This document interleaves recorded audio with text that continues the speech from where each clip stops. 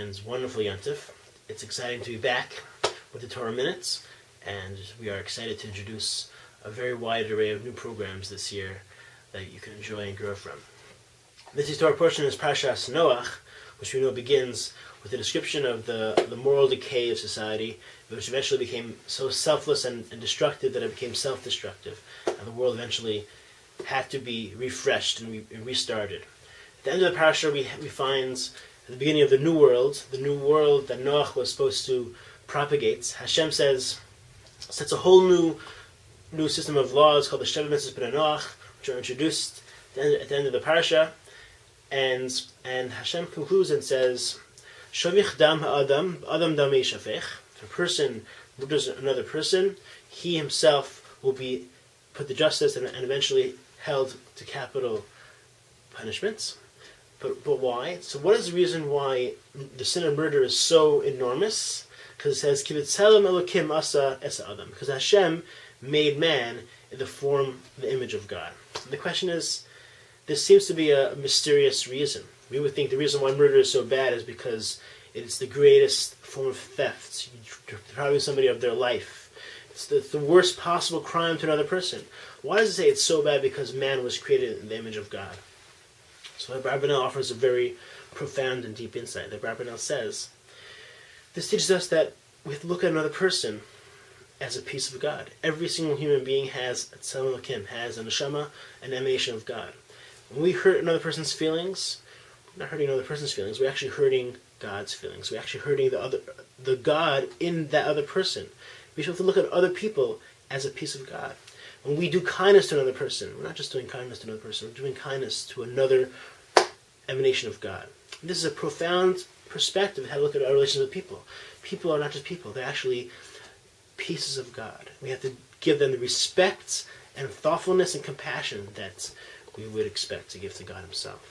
It's a profound and deep insight, which really informs all of our mitzvos, ben adam l'chavero. We have to treat them with tremendous love and respect and justice because they are tzelem Elokim, created in the image of God. I want to share with you a very beautiful story that shows this idea of kavod habriot. See, this principle really is the root of the idea of kavod habriot, the mitzvah to show respect to other people because they are created in the image of God. Rabbi Aaron Kotler had a son named Rabbi Shneur Kotler, and during World War II, Rabbi Aaron Kotler was able to escape to the United States. So during the war, Rabbi Shneur Kotler was able to escape the war, and he lived with his grandfather, Rabbi Yisrael Meltzer, in Yerushalayim.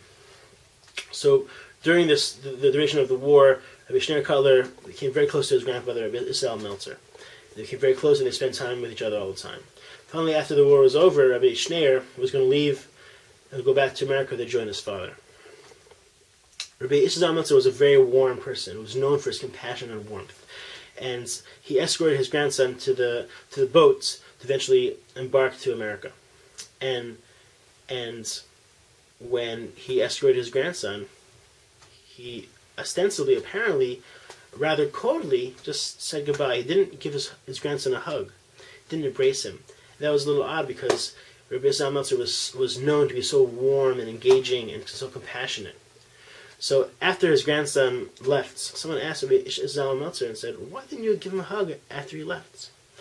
So he said something that's so beautiful. It shows us the deep respect and compassion we need to have for other people. He said, many people who are now living in Israel are Holocaust survivors. They lost their entire family. They don't have relationship with their grandparents. They don't have relationship with their grandchildren. I have been so lucky to have my grandson with me these past few years.